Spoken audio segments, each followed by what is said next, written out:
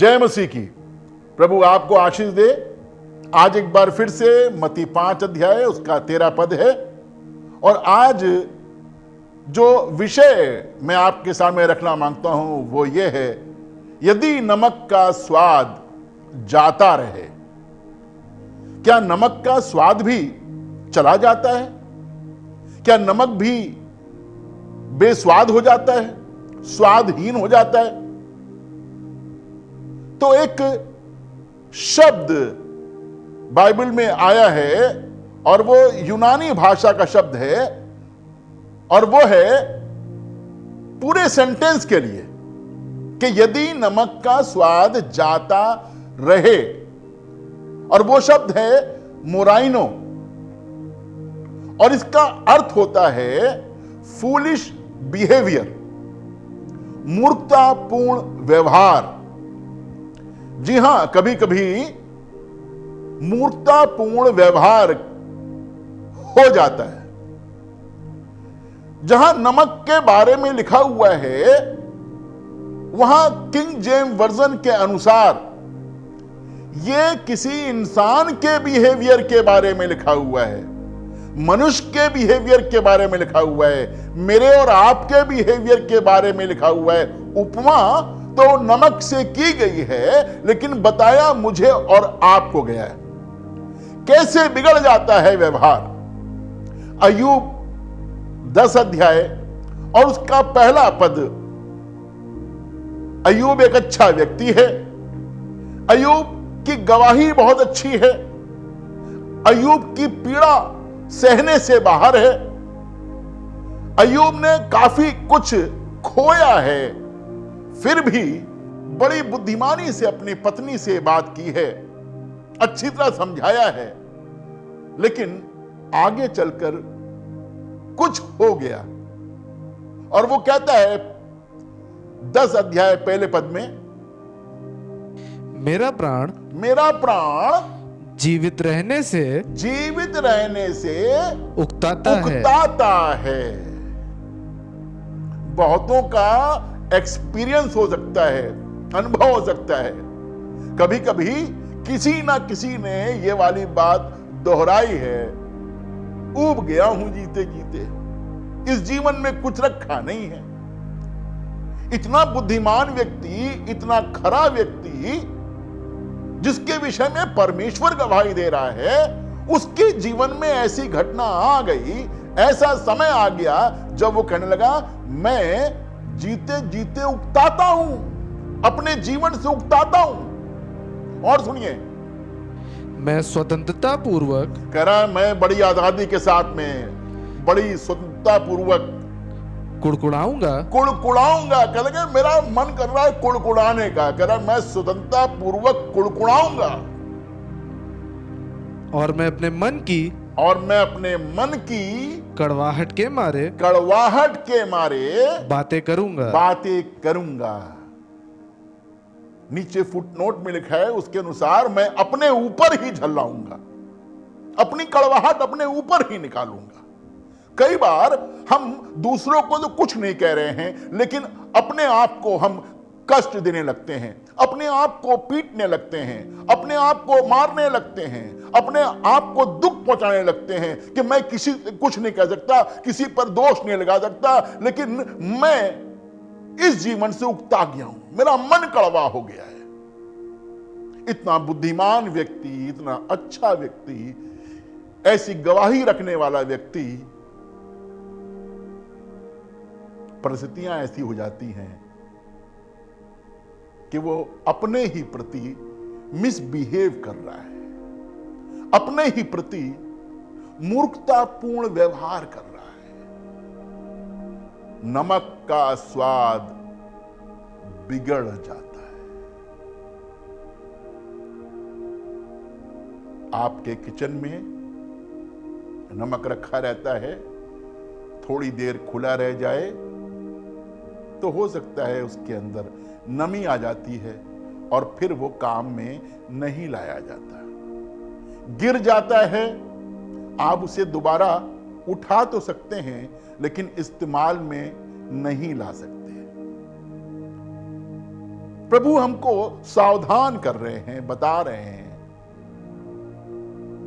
कि हमें इस तरह से बिहेव करने की आवश्यकता नहीं है। हां, परिस्थितियां आ सकती हैं, लोगों के साथ में ऐसी घटनाएं घटी। मेरे साथ निकालें और यह पद आपको मिलेगा पहला राजा और उसका 19 अध्याय, उसका 4 पद। यहां पर प्रभु का दास एलिया है और वो परेशान हो गया है। सेवा बहुत की है लेकिन परेशान हो गया है। परिस्थितियां इसके विपरीत दिखाई पड़ रही हैं, इसको कुछ अच्छा नहीं लग रहा है। ये होरेब पर्वत के पास में आता है। पढ़ें। परंतु वो स्वयं जंगल में एक दिन के मार्ग पर जाकर, एक दिन के मार्ग पे जाकर, एक दिन का सफर तय किया है, एक दिन की यात्रा पर जाकर एक झाऊ के पेड़ के तले, एक झाऊ के पेड़ के नीचे बैठ गया, थक गया है, बैठ गया। वहां उसने ये कहकर अपनी मृत्यु मांगी। प्रार्थना कर रहा है और प्रार्थना में क्या मांग रहा है? अपनी मृत्यु मांग रहा है। परमेश्वर ने जीवन दिया है, लेकिन जब परेशान हो जाते हैं, जब थक जाते हैं, जब एग्जॉस्ट हो जाते हैं, तो हमारी समझ में नहीं आता कि हम क्या करें। नमक का स्वाद बिगड़ने लगता है। ये कहने लगा, हे परमेश्वर, तू मुझे मृत्यु दे दे, क्योंकि मैं अपने पुरखों से बिल्कुल भी अच्छा नहीं हूं। यीशु मसीह धन्य कह रहे हैं और हम अपने आप कह रहे हैं, मैं बिल्कुल भी अच्छा नहीं। इसी के बारे में अगर पढ़ें तो दूसरा राजा में लिखा हुआ है, अहज्या राजा झिलमिलदार खिड़की में से गिर पड़ा और फिर वो उठने के योग्य नहीं था। तब उसने अपने सेवक को भेजा और जाकर के अपने सेवक से कहा, जाकर के किसी देवता से पूछ करके आओ कि मेरा भविष्य क्या है, मैं उठ पाऊंगा कि नहीं उठ पाऊंगा। रास्ते में तिशबी एलिया मिलता है। एलिया ने उससे कहा, उससे जाके कह दे, वो जिस पलंग पे पड़ा रहेगा, मर जाएगा, उठ नहीं पाएगा। राजा को खबर दी गई। राजा ने कहा, वो तो एलिया ही होगा। तो उसने एक प्रधान के साथ में 50 लोग भेजे कि उसे बुला लाओ। ये 51 लोग गए। प्रधान कहने लगा, हे परमेश्वर के दास, उतर आ। कोई गलत बात नहीं बोली। एलिया कहने लगा, यदि मैं परमेश्वर का दास हूं, परमेश्वर का भक्त हूं, तो आकाश से आग नाजिल हो और तुझे और तेरे 50 को भस्म कर दे। क्या गलती थी भाई? क्यों ऐसा बिहेवियर हो रहा है? समझ में नहीं आ रहा। ये 51 भस्म हो गए। उसके बाद में फिर 51 भेजे गए। फिर प्रधान ने कहा, हे परमेश्वर के दास, जल्दी नीचे उतर आ।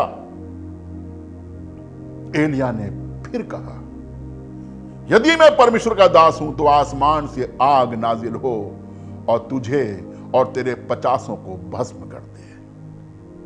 102 लोग आग से भस्म हो गए। सामर्थ एलिया के पास में है कि आसमान से आग नाजिल कर सकता है। एलिया के पास में सामर्थ है कि बारिश को रोक सकता है। एलिया के पास में सामर्थ है जिससे वह प्रभु की महिमा कर सकता है। लेकिन एलिया उस सामर्थ से 102 लोगों को उसने भस्म कर दिया। नमक का स्वाद ये 102 लोग उठा नहीं पाए। नमक का स्वाद अहज्या राजा के पास पहुंच नहीं पाया।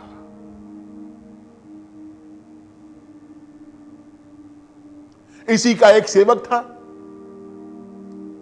जो इसकी सेवा टहल किया करता था, इसकी बात मानता था, इसके हाथ धुलाया करता था, इसकी बड़ी मदद करता था। जब एलिया आसमान पर उठा लिए गए तो इसके सेवक को, जिसका नाम एलिशा था, वचन में लिखा है दूना अभिषेक इसने मांगा था और दूना अभिषेक इसे मिल गया। अभिषेक के मिलते ही इसने एक अच्छा काम किया। इसने एक प्याला मंगवाया, प्याले में नमक डाला, क्योंकि लोग इसे एक ऐसे सोते के पास ले गए थे जो पानी गर्भ गिराने वाला था, पानी अच्छा नहीं था। इसने वहां पर यह कटोरा उंडेल दिया, पानी अच्छा हो गया। बड़ी खुशी की बात, बहुत अच्छा काम किया। अब भूमि गर्भ गिराने वाली नहीं रही थी, अब भूमि भी अच्छी हो गई, जल भी अच्छा हो गया, लोगों के अंदर खुशी की लहर दौड़ गई। ये वहां से निकले और एक पहाड़ पे जा रहे थे।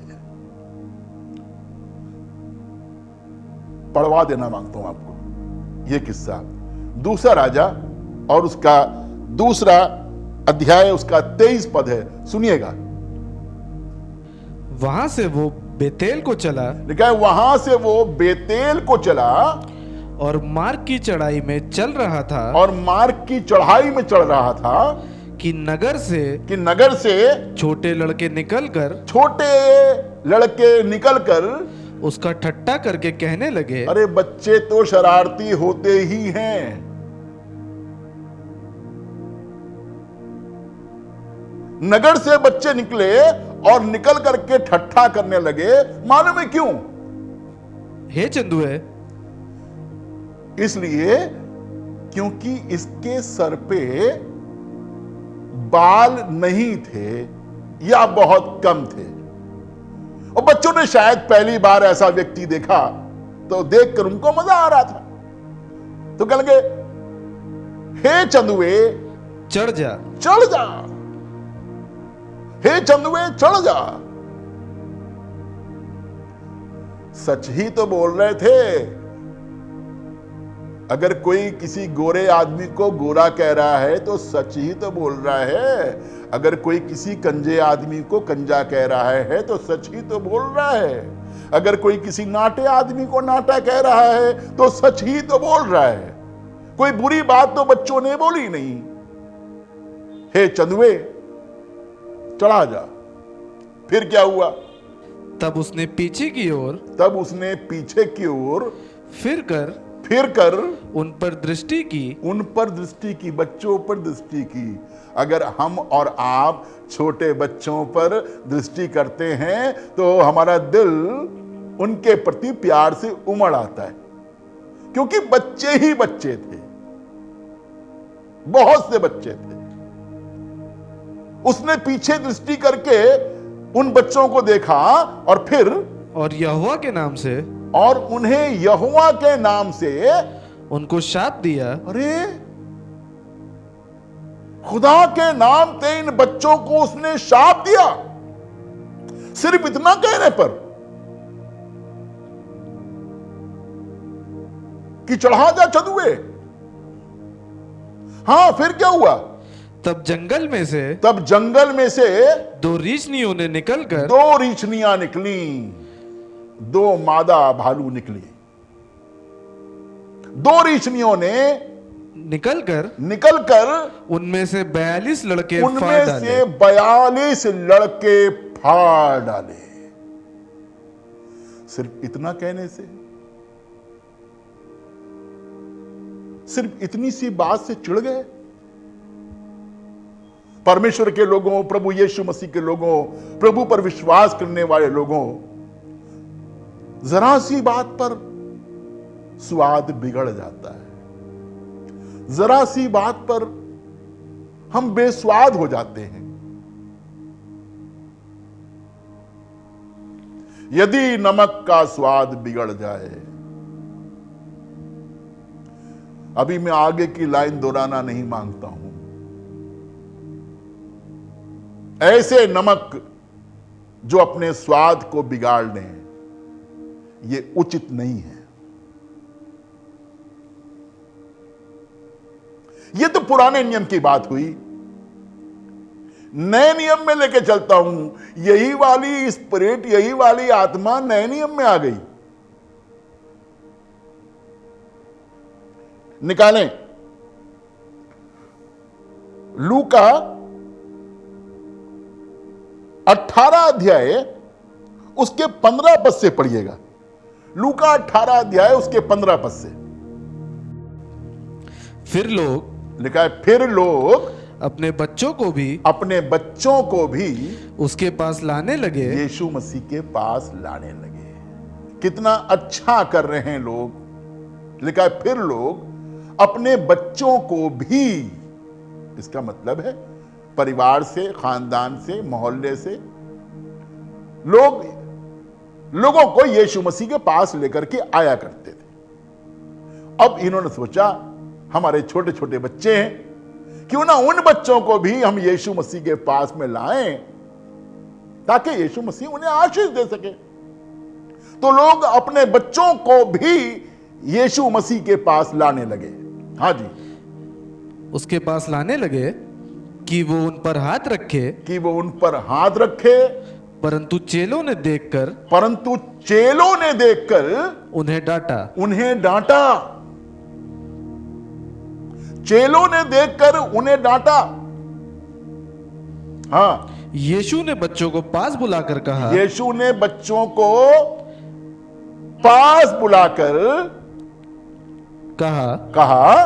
बालकों को मेरे पास आने दो, और उन्हें मना ना करो। कई बार हमारा व्यवहार, हमारे ट्रेडिशंस, हमारी परंपराएं स्वाद बिगाड़ देती है। यीशु ने कहा, बच्चों को मेरे पास में आने दो और उन्हें मना मत करो। जहां लिखा है मना मत करो, उसका मतलब है उन्हें सताओ नहीं, उन्हें परेशान ना करो। फिर उसने कहा, उन्हें मना मत करो, क्योंकि परमेश्वर का राज्य ऐसो ही का है।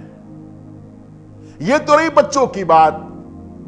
मैं आपको परमेश्वर के भवन में ले चलता हूं। यह भी किस्सा नए नियम का है। परमेश्वर के भवन में यीशु मसीह हैं और यीशु मसीह ने एक आश्चर्य कर्म किया है। लूका 13 अध्याय और उसका 14 पद है। 18 साल से एक कुबड़ी औरत को यीशु मसीह ने अच्छा कर दिया है। आराधना में एक नया मोड़ आ गया। आराधनालय का माहौल बिल्कुल बदल गया। जब सब कुछ अच्छा हो रहा है, यीशु मसीह आश्चर्य कर्म कर रहे हैं, तो उस समय देखिए, पढ़िए, इसलिए कि यीशु ने सब्त के दिन उसे अच्छा किया था। सब्त के दिन उस औरत को अच्छा किया था। आराधनालय का सरदार कौन? आराधनालय का सरदार रिसिया कर लोगों से कहने लगा, मैं अपनी भाषा में कहूं, खिसिया कर लोगों से कहने लगा। आराधना में खिसिया गए, आराधना में रिसिया गए। कांग्रीगेशन से खिसिया कर कहने लगा, रिसिया कर कहने लगा, हाँ, 6 दिन है जिनमें काम करना चाहिए, अतः उन्हीं दिनों में आकर अच्छे हो, आराधना में आकर के अच्छे ना हो। कहने का मतलब यह था। ऐसा टेम्परामेंट, स्वाद बिगड़ रहा है। हमें देखने की जरूरत है, हमें सावधान होने की जरूरत है। नमक का स्वाद बिगड़ जाए। अपने में नमक रखो, नमक अच्छा है।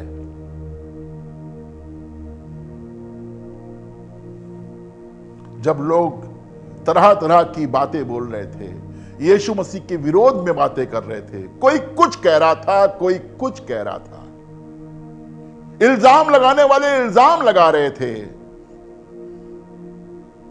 कोड़े मारे गए थे, पीटा गया था, मुंह पे थूका गया था, कांटों का ताज सर पर रखा गया था,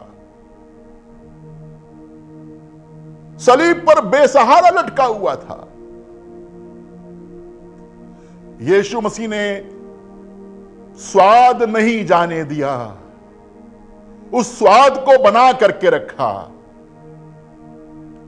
और उसने कहा, हे पिता, मैं अपनी आत्मा तेरे हाथों में सौंपता हूं। चाहे परिस्थितियां कैसी भी हो जाएं, चाहे माहौल कैसा भी हो, कितनी भी दिक्कत हो, कितनी भी परेशानी हो, किसी भी आलम में स्वाद को बिगड़ने नहीं देना है। यह वो नमक है जो परमेश्वर ने ठहराया है, यह वो नमक है जो यीशु ने ठहराया है, यह वो उपाधि है जो यीशु मसीह ने दी है। इसका स्वाद बिगड़ने ना दें, जैसे यीशु ने भी अपने जीवन में स्वाद को बिगड़ने नहीं दिया, बना के रखा। मैं और आप भी इस स्वाद को बना के रखें। आइए दुआ करें। प्यारे खुदावन, तूने हमको पृथ्वी के नमक ठहराया है मकसद से, ताकि स्वाद बना रहे, बिगड़ने ना पाए। हां प्रभु, ऐसी घटनाएं हैं जब बहुत से सेवकों ने अपने मिजाज को, स्वाद को बिगाड़ लिया, माहौल खराब हो गया, लोगों ने ठोकर खाई। प्रभु, हम चाहते हैं तेरा अनुग्रह हम पर बना रहे, तेरी दया हम पर बनी रहे, ताकि चाहे कुछ हो जाए, हम इस स्वाद को जो तेरी तरफ से हमको मिला है बिगड़ने ना दें, और अपने आप को तेरी सेवा में, तेरे विश्वास में बनाए रखें। अपना मिजाज वैसा ही रखें जैसा प्रभु यीशु मसीह तेरा मिजाज रहा है। हम पर अनुग्रह कर, तेरी दया हम पर बनी रहे। यीशु मसीह के नाम से मांगते हैं, आमीन।